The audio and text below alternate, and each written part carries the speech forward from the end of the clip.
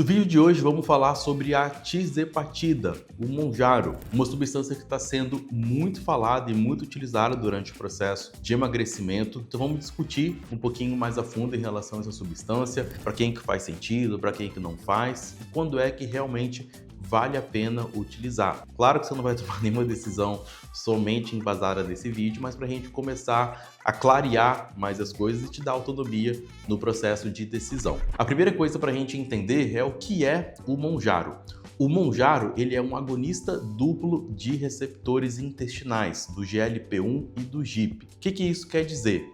Uma substância que ela é agonista é uma substância que vai se ligar no receptor e vai desencadear determinados tipos de efeitos. E no caso do Mounjaro, quais são esses efeitos? São os efeitos relacionados à regulação de açúcar no sangue, regulação da velocidade de esvaziamento gástrico, sinais de saciedade a nível de sistema nervoso central. Ao passo que quando a gente fala de um agonista, é uma substância que vai se ligar no receptor e impedir que determinado efeito aconteça. Quando a gente fala, por exemplo, da substância que é prima da tirzepatida, a semaglutida, que a gente tem o nome comercial, por exemplo, do Ozempic e do Wegovy, é uma substância que são análogos de GLP-1. Então, eles vão mimetizar o efeito do GLP-1, eles vão se ligar também nesse receptor.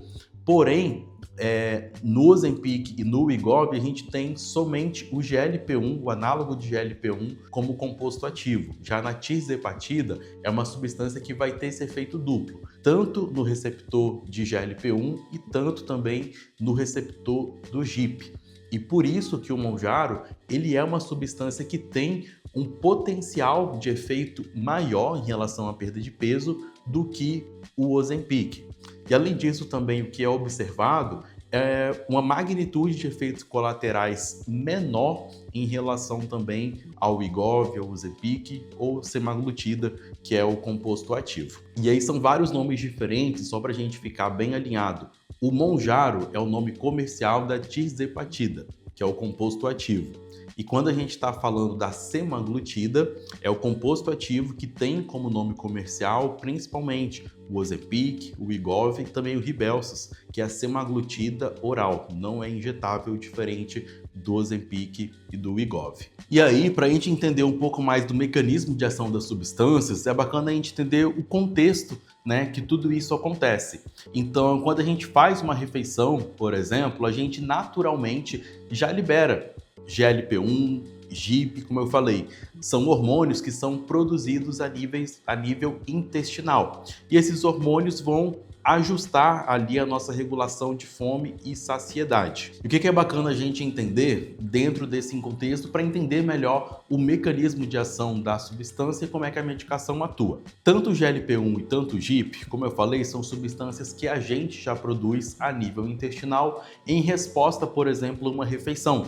Então você comeu, você tem a liberação desses hormônios que vão sinalizar saciedade. Agora, pensa num dia, por exemplo, que você foi num rodízio ou que você acabou exagerando um pouco mais aí nas refeições e você teve aquela sensação de ficar muito cheio, de ficar empazinado. A ideia da medicação em algum grau é trazer essa sensação, porém numa situação que você está comendo normal. Então tu faz ali uma refeição de arroz, feijão, frango e salada, comendo relativamente pouco, e com o uso da medicação, que vão mimetizar a ação desses hormônios que a gente já libera a nível intestinal, como eu falei, são agonistas desses receptores, então a gente já tende a liberar um pouquinho comendo, mas com a medicação a gente vai ter uma ação mais potente dentro desse receptor. Então o que vai acontecer é que mesmo comendo quantidades pequenas de comida, você vai se sentir já bem cheio, já extremamente saciado. É por isso também que um dos efeitos colaterais mais comuns com o uso dessas medicações é o enjoo, náusea, justamente por trazer essa sensação de muita saciedade, de você estar ali com um sistema gastrointestinal, entre aspas, sobrecarregado. E por que é importante a gente entender esse mecanismo? Porque a medicação em si, ela não vai queimar gordura, ela não tem o efeito termogênico. O que a medicação vai fazer é criar um ambiente favorável para a perda de peso. E essa informação é bem importante você guardar e logo mais você vai entender o porquê. A medicação, ela é segura, ela é eficaz, inclusive mais segura e mais eficaz do que as medicações anteriores que vinham sendo utilizadas até então, como o Ozempic e o Wegovy. Assim como qualquer medicação, ela vai ter efeitos colaterais. E o quanto que você vai colher dos colaterais, isso é algo totalmente individual de cada pessoa. E é por isso que é super importante um acompanhamento médico, para você ter uma prescrição correta, uma prescrição assertiva. E hoje em dia o uso do Mounjaro está ficando banalizado, então é importante você realmente ter uma indicação correta para o uso da substância. Dentre os efeitos colaterais mais conhecidos, a gente tem náusea, enjoo, constipação, justamente por ter uma diminuição de esvaziamento gástrico de todo o trato gastrointestinal. As fezes podem acontecer de ficar ressecadas e a gente tem uma dificuldade maior de ir no banheiro, até também pela própria redução de volume de comida, muitas vezes acaba tendo um espaçamento maior e por isso é fundamental uma adequação nutricional adequada para a gente conseguir ter um bom funcionamento intestinal e conseguir oferecer também um bom aporte de vitaminas, de minerais, de fibras, porque outro efeito colateral muito comum é fraqueza, cansaço, fadiga excessiva, queda de cabelo, unha quebradiça, justamente pela substância criar ali um ambiente onde fica muito difícil comer. Se a pessoa não se atenta ao que ela vai estar dando ali de nutriente, dando de caloria, ela não consegue o mínimo para sustentar a saúde dela. E é aí que muita gente começa a se perder. Quando a gente fala da indicação específica do uso do Mounjaro, a gente está falando de pessoas com obesidade. Então, naturalmente, é um tratamento multidisciplinar. Tem a parte farmacológica, porém, aquele resultado só vai ser sustentável se existir um acompanhamento nutricional para adequar a dieta durante o uso da medicação e ajudar a proteger dos possíveis efeitos colaterais. Ter também um acompanhamento de treino, porque justamente pelo aporte energético estar menor, essa pessoa muitas vezes não vai conseguir sustentar o mesmo nível de volume e intensidade de uma pessoa que não está usando ou dela mesmo antes de utilizar a medicação. E é fundamental também o acompanhamento psicológico, porque uma dúvida muito comum é o seguinte: Matheus, e depois que eu parar de usar a medicação, eu vou conseguir manter os resultados? Isso depende totalmente da pessoa, se ela, durante o processo do uso da medicação, se ela conseguiu ter uma mudança de hábitos, uma reeducação alimentar, uma reeducação do estilo de vida. Porque não existe, por exemplo, um profissional, um nutricionista ser a favor ou ser contra a medicação. Eu vejo muitos colegas, às vezes, acabam se posicionando contra e eu acho que isso não faz muito sentido. O que faz sentido, do meu ponto de vista, é, na verdade, a gente entender se está tendo uma indicação correta. Então, a medicação já tem uma série de estudos e ela é excelente. O ponto é, aquela pessoa realmente tem a indicação correta para o uso da substância? Uma vez que ela tem, ela precisa entender que o que vai resolver o problema dela não é simplesmente utilizar a medicação. Momentaneamente pode ser até que resolva, porém o que vai fazer com que ela consiga sustentar isso a médio e longo prazo, mesmo depois de retirar a medicação, é essa mudança de hábitos, essa mudança do estilo de vida e ela entender o que foi que fez ela chegar àquele ponto. E é por isso que eu falei da importância desse tratamento multidisciplinar, com médico, nutricionista, treinador, psicólogo, porque é só assim que a gente realmente vai conseguir uma mudança duradoura. A pessoa que simplesmente usa a medicação, perde peso, não tem um acompanhamento e não busca racionalizar o porquê que teve aquele ganho de peso anteriormente, é a pessoa que tem mais chance de reganho de peso.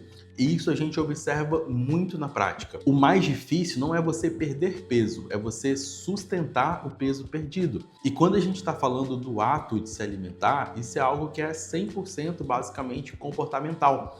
Isso porque existe influência de hábitos, de aspectos culturais, aspectos familiares, tem a própria genética que pode influenciar em algum grau também. Então a gente tem que entender tudo que condicionou aquela pessoa na vida dela, né? Os hábitos, relacionamentos, o contexto, todo o contexto de vida dela que fez ela ganhar peso ao ponto dela precisar de uma medicação para conseguir ajudar a reduzir. Então, se todos esses outros aspectos não são tratados, não são melhorados, não são direcionados, ao retirar a medicação, o ganho de peso tende a acontecer novamente. E isso metabolicamente, isso psicologicamente é extremamente ruim. Então observe a medicação como uma ferramenta que vai te permitir realmente fazer um tratamento completo e não a medicação como um fim nela mesma. E para quem, por exemplo, que não é o Mounjaro, não é para pessoa que está buscando ter uma barriga mais seca para o verão, para pessoa que é eutrófico, tem até um pequeno sobrepeso e está querendo perder um peso rápido. Por quê? Primeiro, como eu falei, a indicação específica da substância é para pessoas com obesidade. E o excesso de peso representa um risco para a saúde. Então, para essa pessoa, por exemplo, faz sentido muitas vezes sacrificar um pouco de massa muscular, ter alterações intestinais, como por exemplo um desarranjo ali da microbiota. Então faz sentido esses colaterais em prol de uma perda de gordura e depois essa pessoa vai ajustar esses componentes. Porém, quando a gente fala de uma pessoa eutrófica, ali com percentual de gordura relativamente normal, que está querendo secar, por que isso não vai fazer sentido? Lembra lá no início que eu falei que a substância em si, ela não queima gordura, ela cria um ambiente favorável para perda de peso. E esse ambiente é um ambiente que vai se tornar um ambiente hipercatabólico, no sentido que a pessoa muitas vezes não consegue consumir 1.000, 1.500 calorias por dia. E esse consumo calórico extremamente baixo, no primeiro momento pode parecer interessante, porém na prática não é algo inteligente. Porque a partir do momento que você não consegue consumir minimamente ali o que seria necessário para você sobreviver a nível de calorias, vem indisposição, vem uma dificuldade de você conseguir gerar um bom estímulo de treino e você se recuperar daquele estímulo de treino. A pessoa que ela está buscando melhorar a sua composição corporal, ela não quer perder peso a qualquer custo. Ela quer perder gordura preservando, até aumentando a massa muscular. Então, esse contexto hipercatabólico vai totalmente contra isso, porque ela vai acabar sacrificando, junto com a perda de gordura, também massa muscular. E isso, tanto do ponto de vista metabólico, estético e funcional, não é algo interessante, não é algo inteligente. Então, a pessoa que está buscando perder um peso para o verão, que quer ver ali a barriga mais seca, mais sarada, Mounjaro não tende a ser a opção mais inteligente, mais interessante, e os riscos de efeitos indesejáveis acabam sendo muito maior do que realmente o que ela está buscando, que é conciliar uma boa saúde com uma boa estética e uma boa performance. Então tenha isso em mente, o Mounjaro não é uma medicação feita com fim estético, ela é feita para tratar obesidade. E apesar das pessoas estarem utilizando com fim estético, é aquilo, a gente nunca sabe o que tem por trás. Então é muito comum a gente pegar aqui no consultório, por exemplo, as pessoas que, beleza, estão usando Mounjaro para fim estético, porém para sustentar a massa muscular, para sustentar desempenho, acaba precisando utilizar também esteroide anabolizante. E aí vira ali um grande mix farmacológico que, pensando em saúde, não é algo saudável. E aí vem o questionamento que deve ser individual de cada um.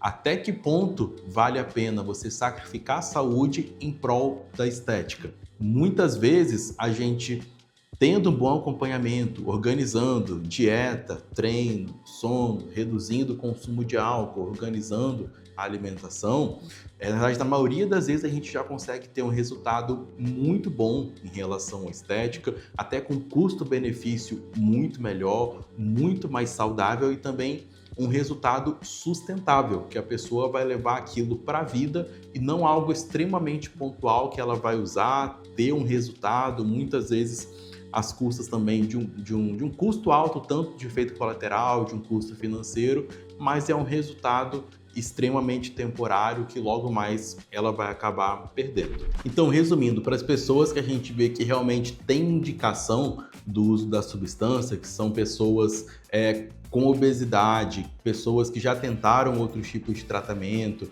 pessoas que têm um acompanhamento completo de dieta, treino, psicológico, elas tendem a ter uma resposta muito boa à substância. Já as pessoas que não têm a indicação e fazem o uso, algumas até têm algum resultado, mas a maioria não tem o resultado esperado, acaba colhendo muito mais efeito colateral. Então, seja você que esteja pensando em utilizar ou está usando, ou após esse vídeo viu que realmente não é para você, mas isso aqui é uma ajuda durante esse processo de melhora da composição corporal, de estruturar a sua alimentação, estruturar seu treino, melhorar seu sono, sua rotina e conciliar saúde, estética, performance, a gente tem a nossa consultoria Stronger. Aqui embaixo tem o link para você entrar em contato conosco via WhatsApp e por lá a gente vai te fornecer todas as informações. Se você chegou até aqui, acredito que você tenha gostado do vídeo, então considera deixar o like, se inscrever no canal. Caso tenha ficado alguma dúvida, é só deixar aqui embaixo que eu vou estar lendo todas também. Perfeito? Por hoje foi isso. Até a próxima.